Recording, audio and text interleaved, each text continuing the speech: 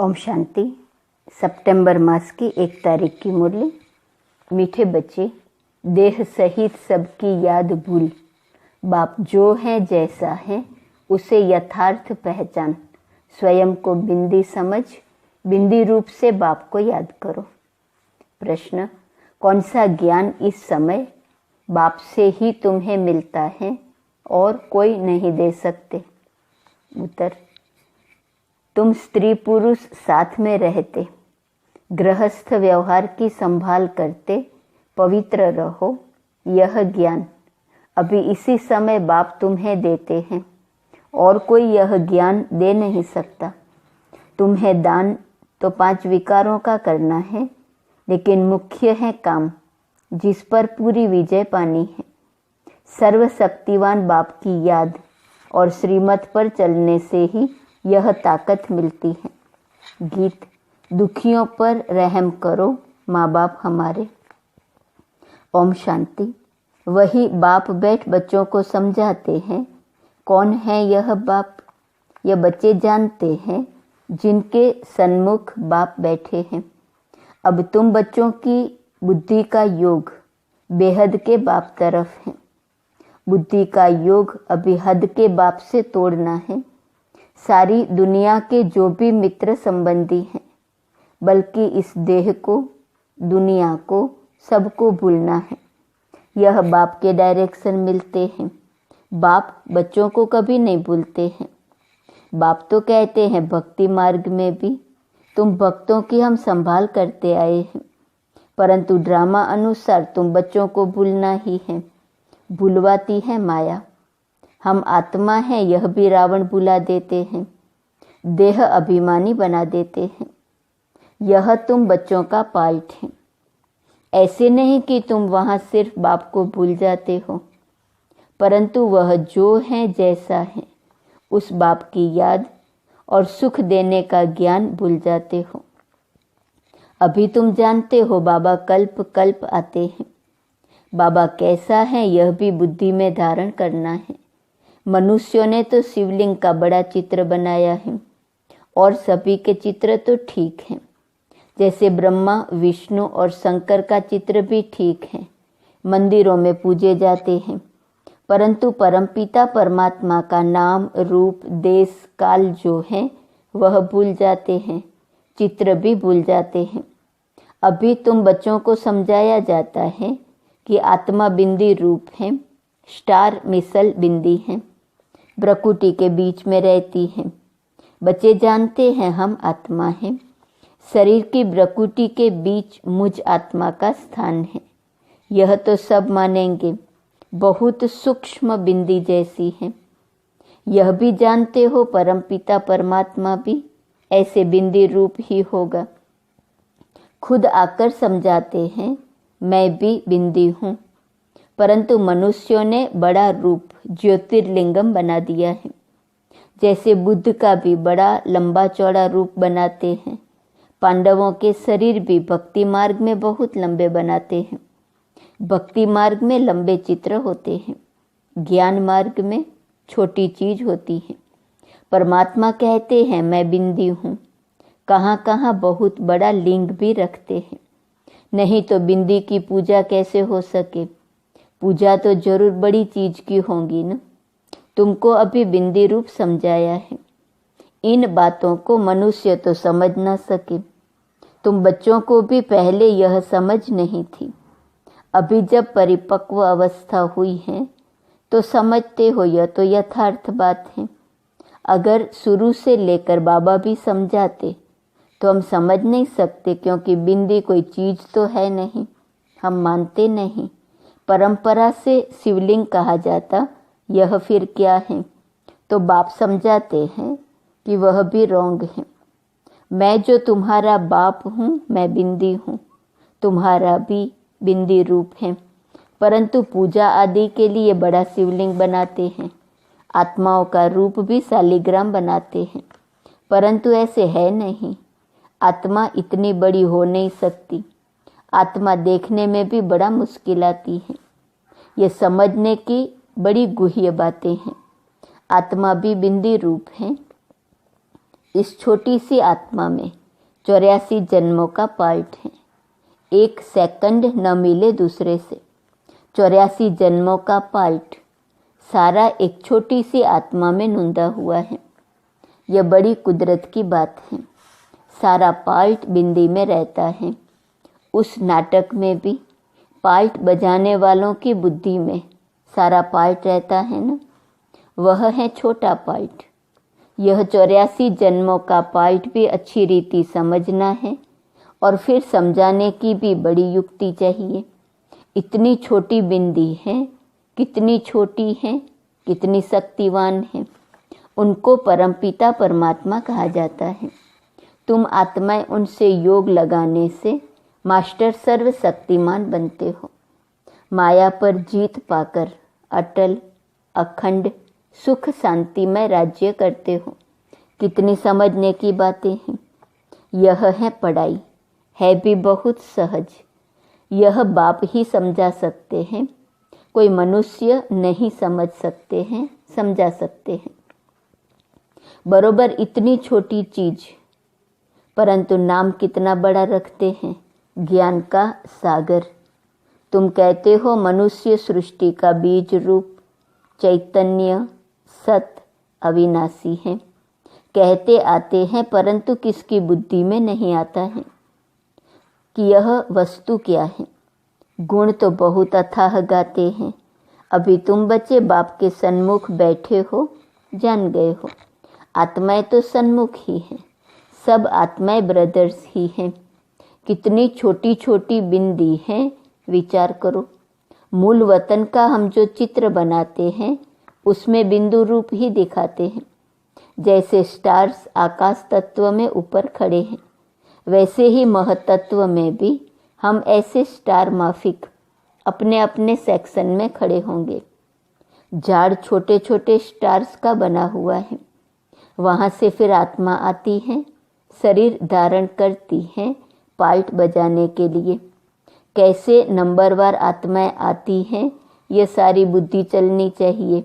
हर एक धर्म का सेक्शन अलग होगा। बाप दृष्टांत दे समझाते हैं।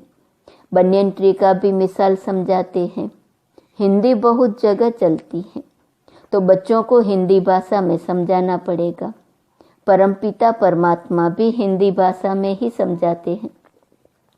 आजकल जहाँ तहाँ इसका प्रचार करते रहते हैं। एक भाषा होना तो मुश्किल है। कई समझते हैं परमपिता परमात्मा तो सब भाषाएं जानते होंगे, परंतु ऐसे तो हो न सके। अथाह अनेकानेक भाषाएं हैं, वह तो सीखनी पड़ती है। परमपिता परमात्मा को तो कुछ सीखना नहीं है।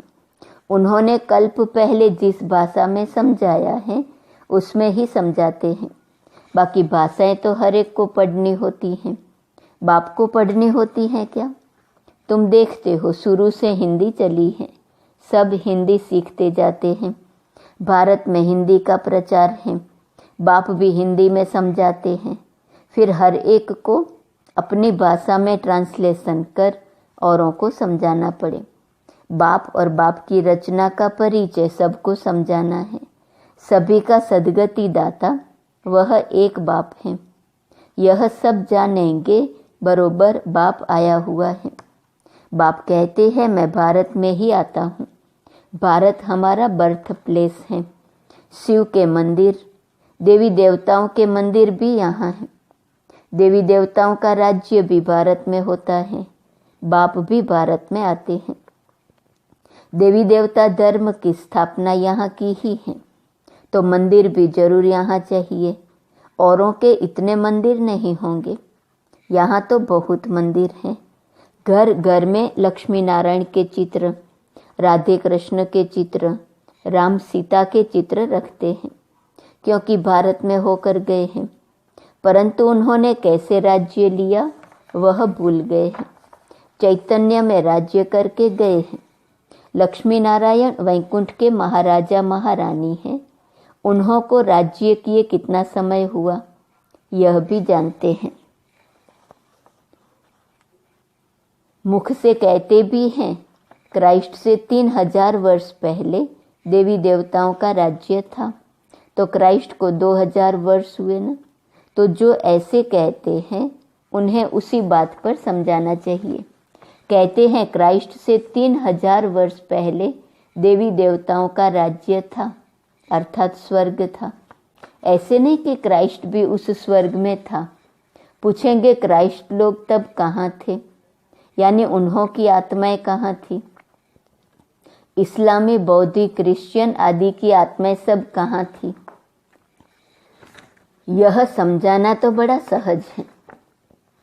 वह सब निर्वाण धाम व निराकारी दुनिया में थी। निराकारी दुनिया भी है। दुनिया में जरूर बहुत रहने वाले होते हैं। सभी आत्माओं का निवास स्थान महतत्व रूपी निराकारी दुनिया में है। तुम बच्चों की बुद्धि में अभी यह है कि इस समय सब देवी देवताओं की आत्माएं हाजिर हैं।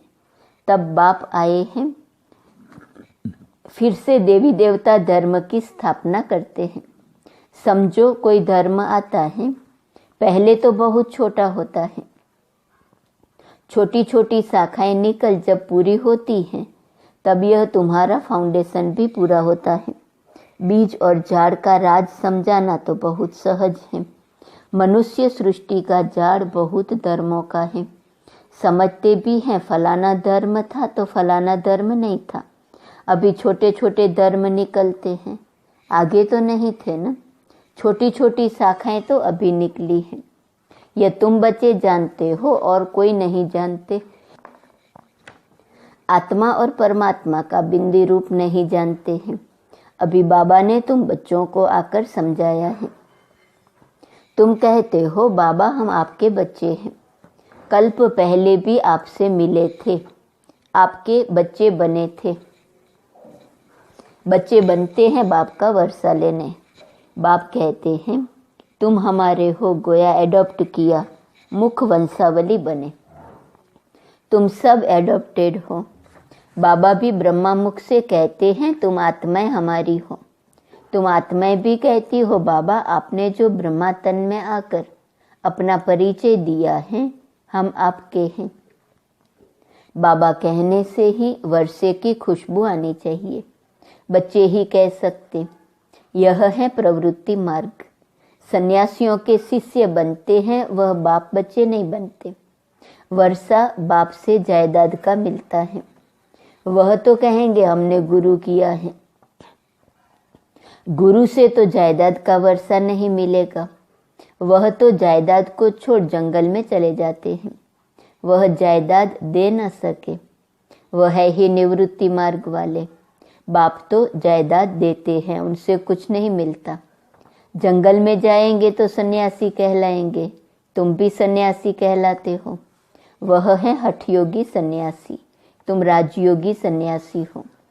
सन्यासी अर्थात 5 विकारों का त्याग करने वाले। सो तो तुम त्याग करते हो और फिर पवित्र दुनिया में चले जाते हो। वह त्याग करते हैं परंतु पवित्र दुनिया में नहीं जाते, पतित दुनिया में ही रहते हैं। तो बाप समझाते हैं आत्मा कितनी छोटी है, इतनी छोटी वस्तु में कितनी ताकत है, अविनाशी भी है। वह बाप इस शरीर द्वारा समझाते हैं, तुम्हारी आत्मा समझती है। बाप कहते हैं मैं आता ही तब हूँ जब कलयुग का अंत है। तमो प्रधान पतित हो जाते हैं।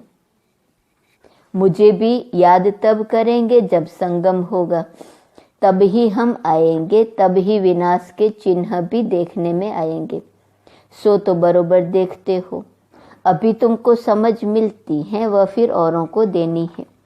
अभी कलयुग का अंत जरूर है। यादव कौरव पांडव भी हैं, महाभारत लड़ाई भी है। बरोबर उस समय राजयोग भी सीखते थे। पांडवों ने विजय पाई, यादव कौरव विनाश हुए।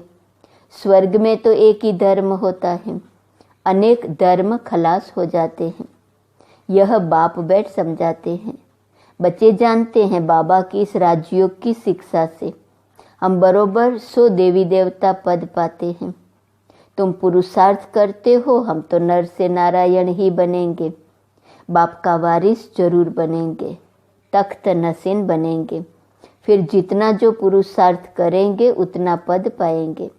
पुरुषार्थी छिपे नहीं रहते, वह बड़े मस्त होते हैं। पहले पहले प्रतिज्ञा करते हैं। बाप के जन्म बाद है रक्षाबंधन। बाप को जानते तो पहले प्रतिज्ञा करनी है। बाप कहते हैं काम महाशत्रु हैं, दान तो पांचों ही विकारों का करना है, परंतु पहले पहले मुख्य काम है। इनसे बड़ा खबरदार रहना है, बल स्त्री भी साथ हो। गृहस्थ व्यवहार में रहते पवित्र रहना मेहनत का काम है। सर्वशक्तिमान बाप को याद करने और उनकी श्रीमत पर चलने से ताकत मिलती है। बाप का फरमान है साथ में रहते इकट्ठे रहते पवित्र रहना है। आगे तो स्त्री पुरुष इकट्ठे रहने से आग लगती थी। बाप कहते हैं इकट्ठे रहो परंतु आग न लगे। अच्छा, मीठे मीठे सिकिलदे बच्चों प्रति माता पिता बाप दादा का याद प्यार और गुड मॉर्निंग।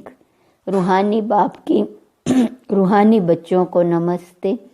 रूहानी बच्चों की रूहानी बाप को नमस्ते नमस्ते नमस्ते। धारणा के लिए मुख्य सार। पहली पॉइंट, दिल से बाप को याद कर जायदाद की खुशी में रहना है, पूरा पावन जरूर बनना है।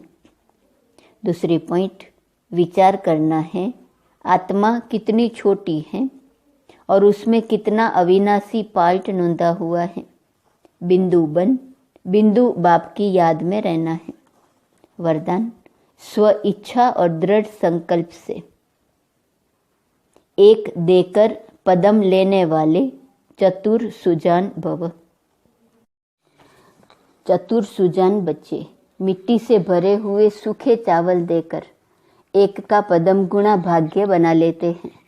सिर्फ चावल देते और रिटर्न में सर्व शक्तियाँ, सर्व खजाने 36 प्रकार से भी ज़्यादा वैरायटी ले लेते। परंतु कई बच्चे वह भी देने के समय सुदामा के मिसल बगल में छिपा कर रखते हैं।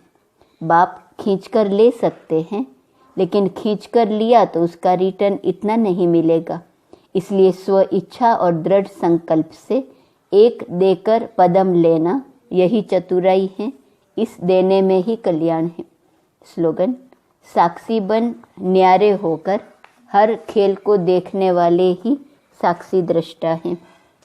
आज से 1 सितंबर से नया पुरुषार्थ शुरू हो रहा है। समस्या मुक्त समाधान स्वरूप बनो और बनाओ। आज का स्वमान है, मैं समाधान स्वरूप हूँ। अव्यक्त इशारे की पॉइंट 1 सितंबर। बाप दादा की एक ही आशा है कि अब कारण खत्म हो, निवारण ही दिखाई दे, समस्या समाप्त हो जाए, समाधान होता रहे। इसलिए किसी भी कमजोरी की बात में कारण नहीं बताओ, निवारण करो। अब पुरानी भाषा, पुरानी चाल, अलबेलेपन की, कड़ुएपन की भाषा परिवर्तन कर समाधान स्वरूप बनो। ओम शांति।